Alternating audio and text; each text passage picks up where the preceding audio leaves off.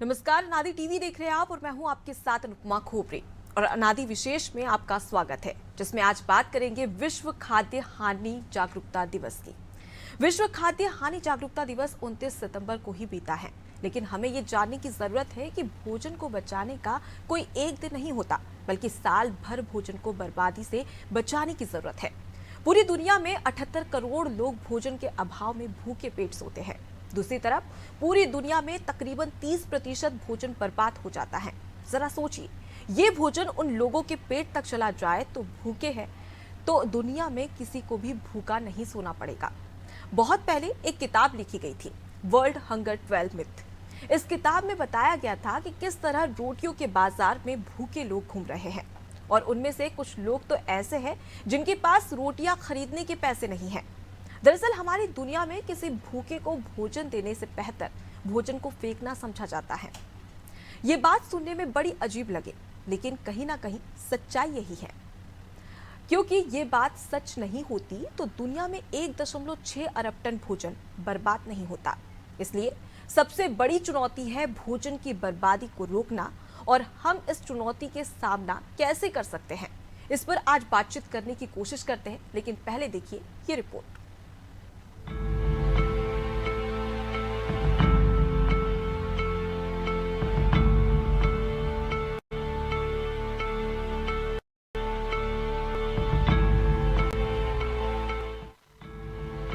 खाद्य हानि जागरूकता दिवस आया और चला गया, लेकिन दुनिया में भोजन की बर्बादी और पर्यावरण पर चिंता को कोई महत्व नहीं मिला।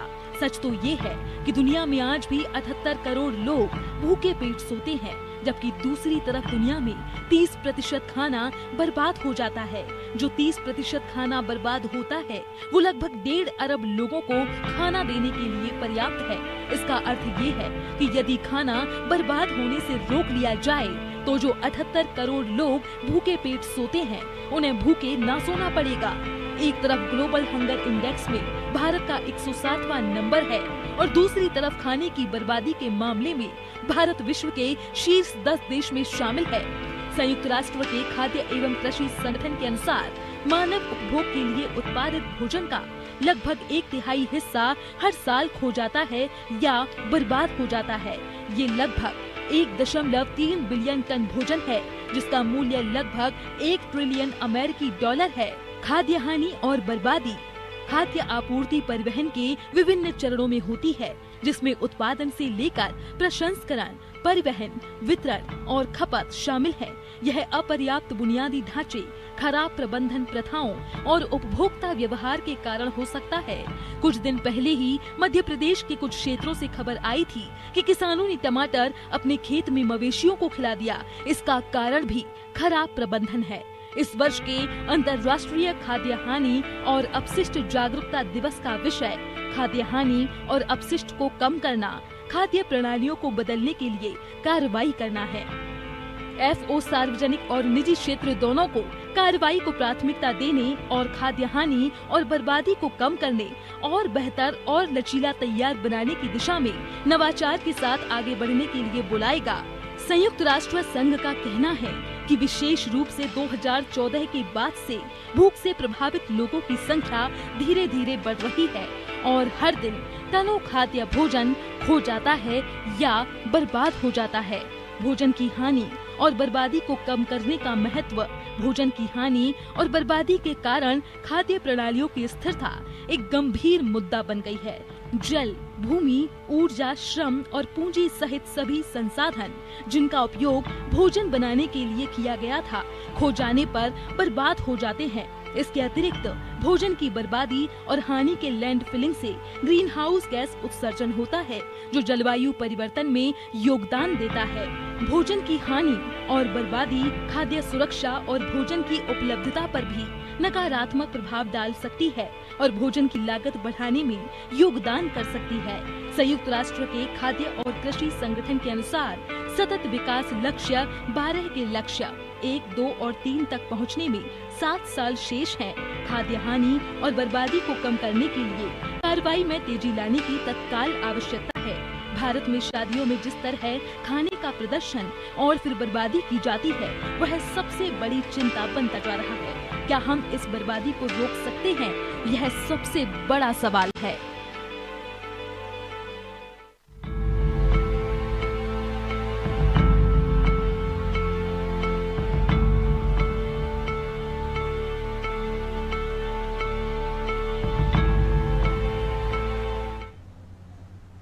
हमारी पृथ्वी पर किसी भी जीव को जीवित रहने के लिए सबसे ज्यादा जरूरी होता है भोजन।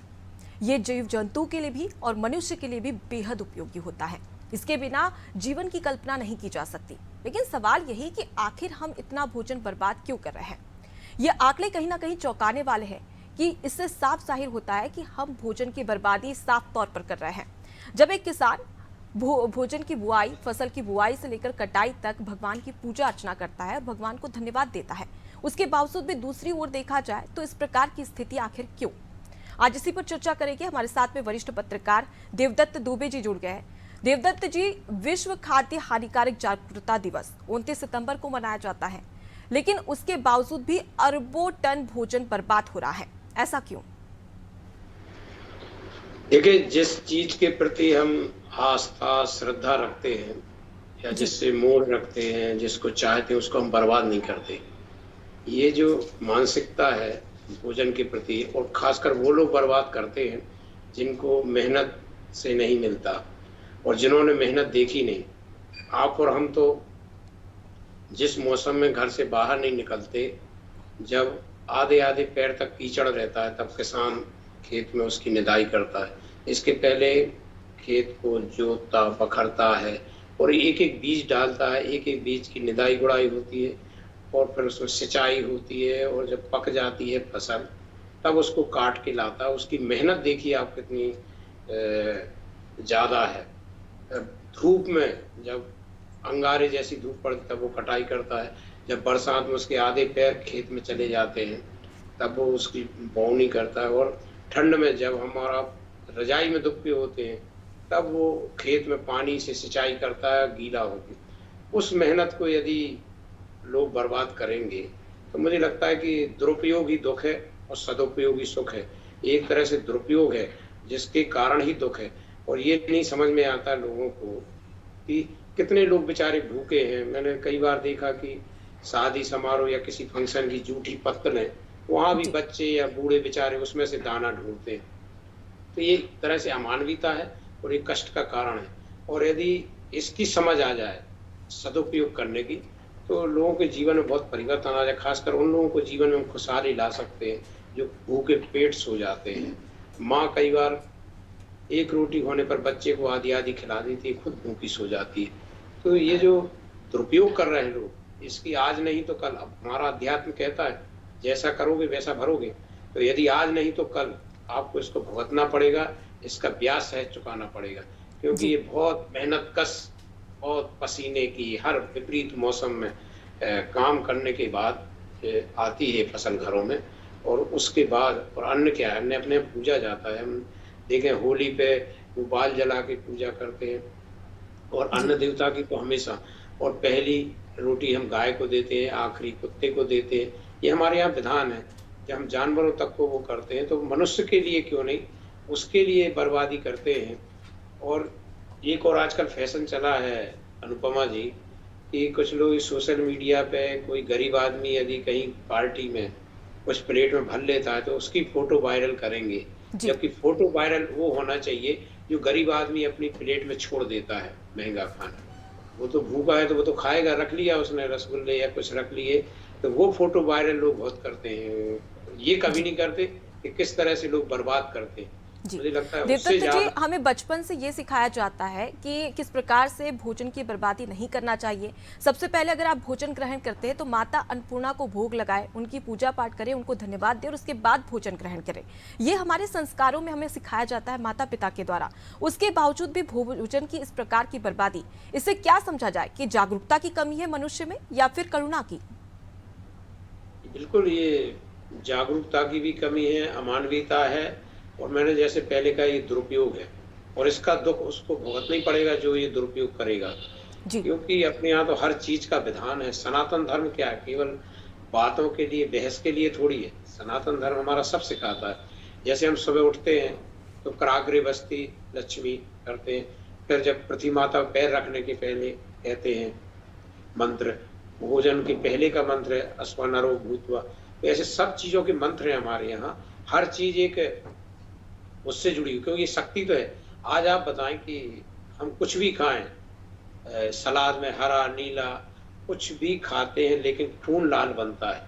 जी। ये क्या है और कौन पचाता है? ये मशीनें यदि गड़बड़ होने लगे, ये ईश्वर का सब विधान है, सब उसमें प्रकृति की एक रचना है और उसका हमें सम्मान करना चाहिए। और जो भी इसका सम्मान करेगा उसको जीवन मिलेगा।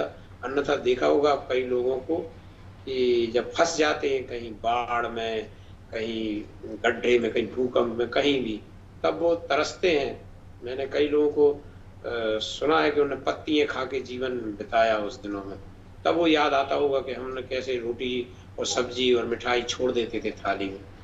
एक और बड़ी अमानवीयता ये होती है कि आजकल प्लेट सिस्टम से रेट तय होते हैं, तो कई लोग एक प्लेट भर के ले लेते हैं, फिर दूसरी प्लेट में गुलाब जामुन मिठाई लेंगे। ऐसी प्लेटों की बर्बादी करते हैं और अन्न की बर्बादी करते हैं। ये जब तक इस समझ की बहुत आवश्यकता है, इसको वैसे ही समझना चाहिए जीवन में जैसे हम भगवान की पूजा बिल्कुल, यहाँ पर लोगों को समझने की जरूरत है और साथ ही जागरूक होने की जरूरत है। इसी की वजह से 29 सितंबर को विश्व खाद्य हानिकारक जागरूकता दिवस मनाया जाता है। देवदत्त जी, मैं आपके पास लौटूंगी। हमारे साथ में सैयद महबूद रोटी बैंक राजधानी भोपाल से जुड़े हुए हैं। सर, आपका बहुत स्वागत है अनादि टीवी में। सबसे पहले सैयद जी, जो आपने रोटी बैंक शुरू किया है, इसका क्या लक्ष्य है? किस प्रकार से आप जो गरीब लोग हैं उन तक रोटी पहुंचाते हैं, भोजन पहुंचाते हैं, उसके बारे में हमारे दर्शकों को बताइए।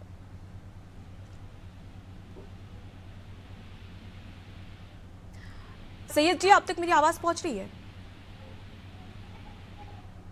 सैयद जी, आपकी आवाज मुझे नहीं आ रही है। चलिए ठीक है, मैं आपके पास रुक करूंगी। देवदत्त जी का सीधे रुक कर लेती हूँ। देवदत्त जी, अगर हम देखें तो सबसे पहले अगर एक शेर की बात कर ली जाए तो जब शेर भूखा होता है तो वो शिकार करता है, लेकिन जैसे ही उसका पेट भर जाता है तो वो दूसरे शिकार पर नजर तब तक नहीं डालता जब तक कि उसके पेट खाली ना हो जाए। लेकिन उसके बावजूद भी मनुष्य में इस प्रकार की स्थिति देखने को नहीं मिलती है। मनुष्य जरूरत से ज्यादा भोजन अपनी थाली में इकट्ठा करता है और जितना लगता है उतना खा लेता है और उसके बाद में उसे बर्बाद कर देता है।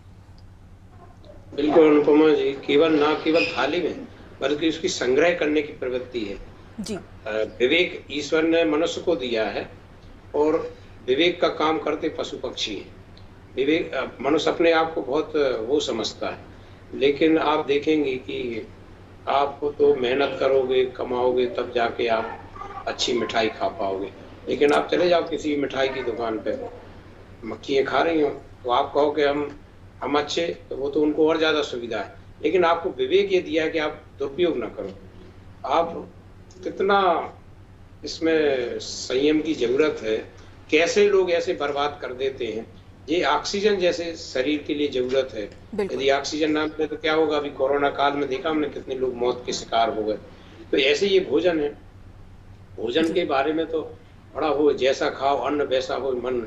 यदि आप भोजन में ही बर्बादी करेंगे तो आप जीवन के हर क्षेत्र में बर्बादी करेंगे। पैसों की बर्बादी करेंगे, समय की बर्बादी करेंगे, संबंधों की बर्बादी करेंगे। फिर आपका मन केवल उसका दुरुपयोग की तरफ और बर्बादी की तरफ जाएगा। ये अपने यहाँ तो जो ये भी कहा गया कि खाना बनाने वाले यदि अच्छी मानसिकता से बनाए, वो जप करते हुए बनाए या पॉजिटिव थिंकिंग के साथ बनाए, तो वो लोग जो खाना खाएंगे उनके मन की स्थिति अच्छी बनेगी। वो अच्छा सकारात्मक सोचेंगे और जैसा सोचेंगे वैसे ही तो हम बनेंगे। शरीर अवधारणा भी इसी पे केंद्रित है। तो ये बहुत देवदत्त जी, जैसा कि आपने जिक्र किया था कि शादियों में जिस प्रकार से खाना बर्बाद किया जाता है, अन्य देशों की बात कर ली जाए तो कई ऐसे देश हैं जहां पर शादियों में खाने की सीमा तय कर दी गई है कि इससे जरूरत से ज्यादा खाना आप शादियों में नहीं रख सकते हैं, लेकिन भारत में वैसा देखने को नहीं मिलता है। इसके लिए क्या प्रयास किए जाने चाहिए? देखिए, इसके लिए जैसे कोरोना में गाइडलाइन तय हो गई थी कि आप इतने लोगों को बुलाओगे जी। मैं ये कहता हूँ कि कोई भी कानून समाज सुधार नहीं ला सकता। ये आदमी को जागरूक करने के लिए जरूरत है कि वो स्वयं से सोचे। हम सुधरेंगे, जग सुधरेगा। ये तभी है जब आप खुद में ये चिंतन करोगे कि क्या करना, क्या नहीं करना, क्या अच्छा, क्या बुरा। ये स्वतः व्यक्ति के सोच पर डिपेंड करता है। कितने लोग आप देखेंगे कि इस काम में लगे हैं, जो आप अभी रोटी बैंक की अपनी बात नहीं हो पाई उनसे। रोटी बैंक में लोग एक एक रोटी घर से कलेक्ट करते हैं और फिर अस्पताल में या तो मरीजों को देते हैं या जो भूखे। कई लोग राम रसोई चलाते हैं, सीताराम रसोई चलाते हैं, जहाँ गरीबों को खाना दिया जाता है। जी। तो शादियों में ये सीमा हो जाए कि आप इतने लोगों को यदि खिला रहे हैं तो आप 10 लोगों का खाना वहाँ भी दीजिए, जो बैंक हमारे बने हुए, चाहे वो रोटी बैंक हो, चाहे रसोई हो, जहाँ निःशुल्क खाना दिया जाता है। ये प्रावधान तो कानूनन हो सकता है, लेकिन मैं कहता हूँ कि कानून तो कितनी चीजों के लिए बने। क्या वो दुरुपयोग वाली चीजें रुकी क्या? हत्या रुकी क्या? अपहरण रुके क्या? और जघन्य अपराध रुके क्या? बच्चियों के साथ जो हो जाते हैं। तो इसके लिए नैतिकता की जरूरत है और समझ की जरूरत है, विवेक को जागृत करने की जरूरत है। कितने साधु संत, कितने प्रवचनकर्ता, कितने लोग लगे हैं इस चीज को समझाने के लिए। इसके बावजूद भी हम जो इस पश्चिमी सभ्यता के शिकार हो जाते हैं, कई चीजों को जो आजकल सोशल मीडिया पे जो चीजें उपलब्ध हैं, इसके कारण जो बर्बादी हो रही है मन की, मानसिकता की, उसके कारण ये सब विकृतियां समाज में आ रही हैं। इसके लिए जरूरी है कि मन मस्तिष्क में, जैसे मैंने पहले कहा था, जो संस्कार दिए जाते हैं अपने यहाँ, वो संस्कार देना जरूरी है बच्चों में कि आप उतना ही खाएं जितना आप खा सकते हैं, बल्कि अपने यहाँ तो कुछ मुंह पर रहने की, एक रोटी मुंह पर रहनी चाहिए, तब खाना समाप्त कर देना चाहिए। तो ये सब चीजें माँ बहनें इसको बहुत अच्छे से कर सकती हैं। वो संस्कार दें इसको, चाहे पाप पुण्य से जोड़े, चाहे सुख दुख से जोड़े, चाहे अमीरी गरीबी, जिससे भी आप जोड़ना चाहें, जिससे आपको लगता है कि इसमें स्थायी भाव बच्चे में आ जाएगा कि फिर ये दुरुपयोग नहीं करेगा, पथ से नहीं भटकेगा।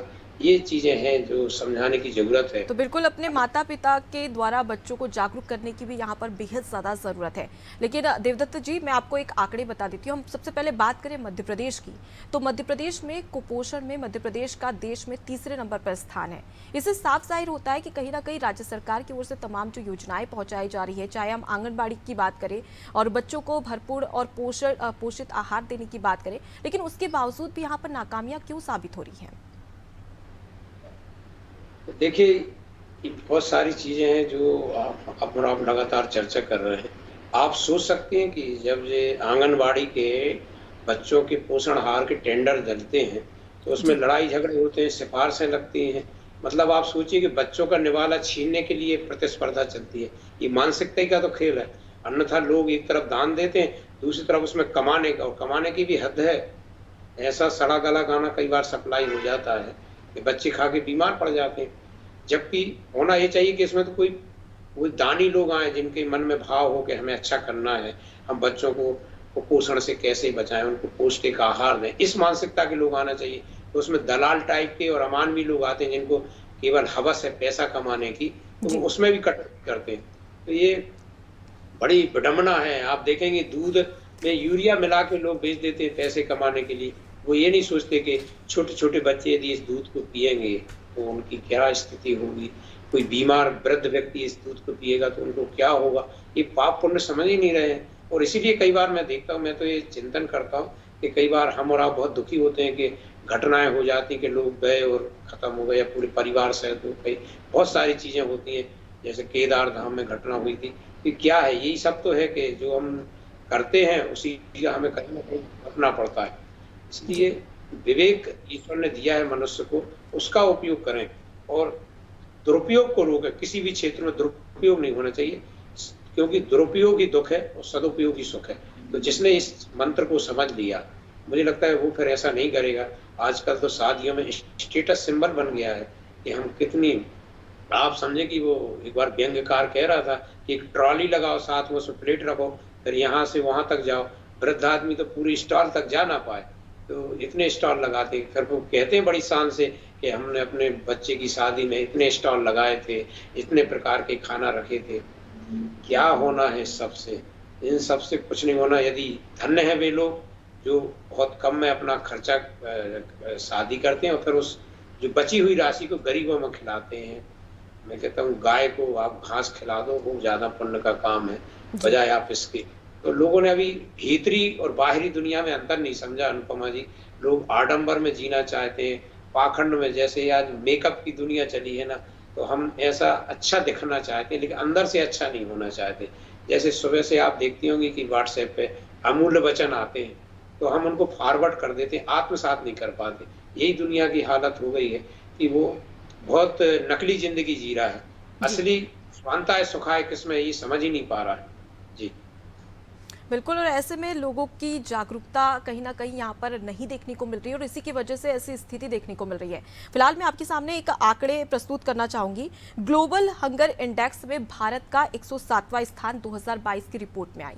अगर हम 2021 के आंकड़ों की बात करें तो जो भारत का स्थान था वो 101 स्थान पर था और 2022 में 107वें स्थान पर। तो लगातार जो हंगर इंडेक्स की बात कर ली जाए तो उसमें भारत का स्तर लगातार गिरते जा रहा है। ऐसे में क्या समझा जाए कि यहाँ पर सिर्फ जागरूकता की कमी है या फिर यहाँ पर सरकार को भी जगाने की जरूरत है? क्योंकि स्वच्छता को लेकर अभियान चलाया जा रहा है, प्रदूषण को लेकर अभियान चलाया जा रहा है, लेकिन भोजन की बर्बादी हो रही है उसको लेकर कोई भी अभियान नहीं चलाया जा रहा है सरकार के द्वारा। सोचिए, और भारत सबसे बड़ा गर्व करता है कि हम सनातनी हैं, हम सनातन धर्म को मानने वाले हैं। तो सनातन धर्म कहाँ जाता है जब इस तरह की चीजें हो रही हैं? क्या धर्म केवल बयानों के लिए, भाषणों के लिए है क्या, या आडंबर दिखाने के लिए है? सनातन तो यही है भाई। मैंने पहले भी कहा था कि सोते उठते जागते बैठते हर चीज में उसको एक ईश्वर का रूप देना। और कितनी शर्मनाक बात है कि हम, भारत एक कृषि प्रधान देश है, हमारे यहाँ सबसे ज्यादा जमीन है, अभी भी जनसंख्या है, हम कितना उसको, हम तो दुनिया का विश्व जाकर नाम भरत हुई, विश्व भरण करे सब कोई, वो हमने तो कितनी बड़ी अन्नपूर्णा की कितनी कथाएं हैं कि कितना वो है कि हम तो पूरी दुनिया का पेट भरने की वसुधैव कुटुंब की भावना हमारे सनातन धर्म में है। और हम अपने ही देश में यदि कुपोषण है, लोग भूखे हैं, इस तरह की, और खाना बर्बाद हो रहा है, तो मुझे लगता है कि हमें सोचना पड़ेगा, सबको सोचना पड़ेगा कि हम क्या कह रहे हैं और कैसा जीवन जी रहे हैं।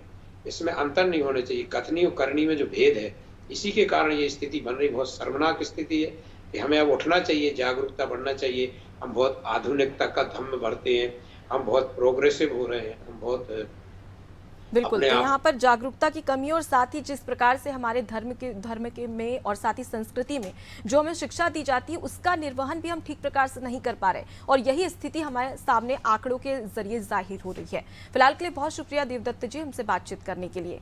तो दुनिया, आपको बता दें कि भूखी दुनिया में भोजन की बर्बादी, इस विषय पर आज हमने बातचीत की, जिससे साफ जाहिर होता है कि भारत की स्थिति क्या है और लोगों में कहीं ना कहीं करुणा की कमी है और इसी की वजह से भोजन की बर्बादी लगातार होती जा रही है। ऐसे में जरूरत है कि लोग जागे और इसके साथ जो बर्बाद भोजन हो रहा है उसे किसी जरूरत को दे सके, ताकि ये जो भूखमरी और साथ ही साथ कई सारे कुपोषण के मामले सामने आते हैं उससे निजात मिल सके। फिलहाल के लिए इतना ही। देखते रहना आदि टीवी। नमस्कार।